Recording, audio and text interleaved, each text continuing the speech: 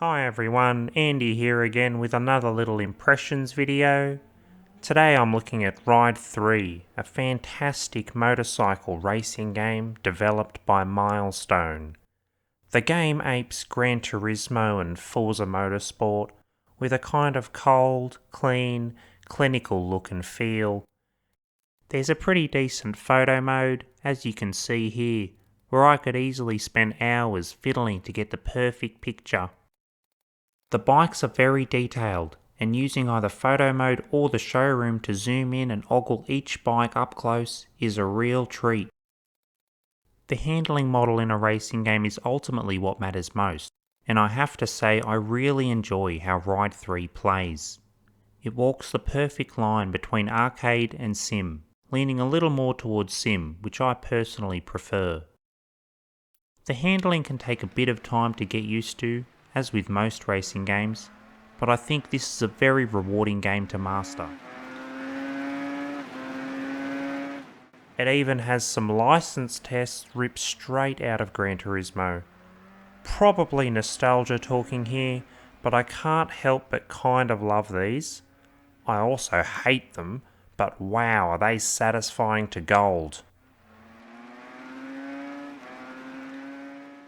Another important aspect of a racing game is the sound. Ride 3 performs well here with some aggressive engine sounds, as well as good environmental effects like wind and rain where appropriate. Unfortunately, I'm no bike expert, so I can't comment on how accurate the engine sounds are, though each bike does appear to have a unique sound, with some of the more powerful machines having a very aggressive and blood-pumping scream.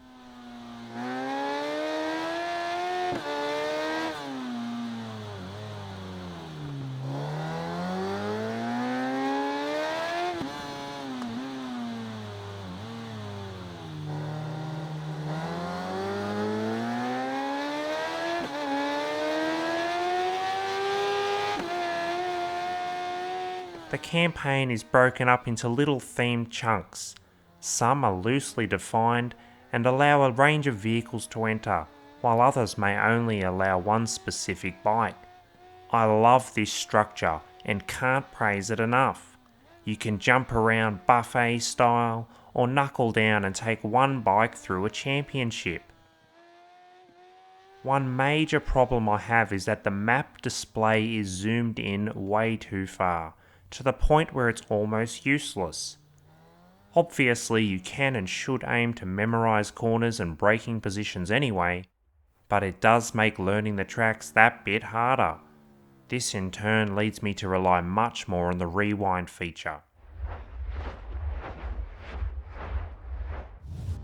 The sense of speed is awesome, with a nice amount of camera shake and blur.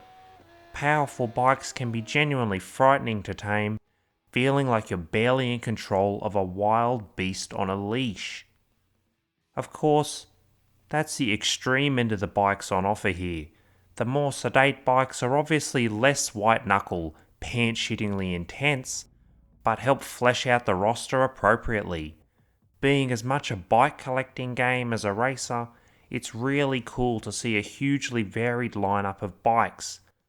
Old 60s race bikes, motocross bikes, 80s sports bikes and more. When I started this game, I knew little about bikes and have never taken much interest in them. However, in the same way that Gran Turismo provided a framework for learning to appreciate cars and motorsport, Ride 3 has caused me to take a sudden interest in all things bikes. Much like Gran Turismo and Forza, Ride 3 provides a guided tour through the recent history and development of motorbikes. I can genuinely sense the passion of the development team bleeding through, and it makes any minor issues fade away, as you can't help but be swept up in the magic of it all.